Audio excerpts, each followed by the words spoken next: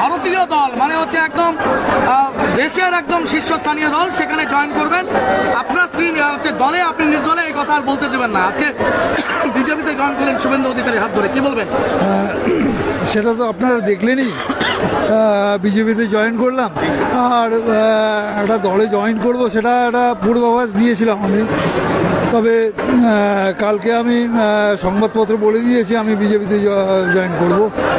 যাই হোক, নতুন দল, নতুন পরিবেশ, আমাকে মানিয়ে নিতে 2-1 দিন সময় লাগবে। আর তাছাড়া আমি তো কোনো রানিং দল থেকে আসিনি, আমি 2 বছর নির্দলে ছিলাম, তাই আমার কোনো অসুবিধা হবে না এদের সাথে ম্যাচ করে নিতে। বলছি, এই এখন আপনার স্ট্র্যাটেজি কি হবে? লোকসভা ভোট 26 তারিখে আমাদের এখানে। লোকসভা ভোটে কার্তিক চন্দ্র পালকে জেতানো, এছাড়া অন্য কোনো স্ট্র্যাটেজি কী করবে? একই ঘরে দুজন, একজন তৃণমূলে, স্বামী বিজেপিতে, কি বলবেন?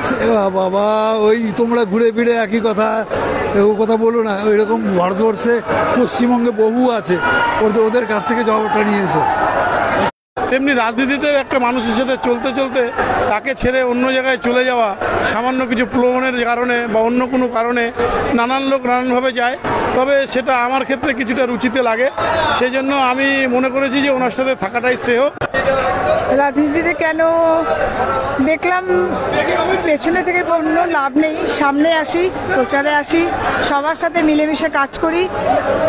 এতদিন তো পেছনে থেকে কাজ করছিলাম, এবার সকলের সামনে সবার সাথে কাজ করব। ইসলামপুর শহরের আপনি মেয়ে, এখানকার বৌমা, আপনাকে কি প্রচারে দেখা যাবে? হ্যাঁ, নিশ্চয়ই দেখা যাবে, নিশ্চয়ই দেখা যাবে।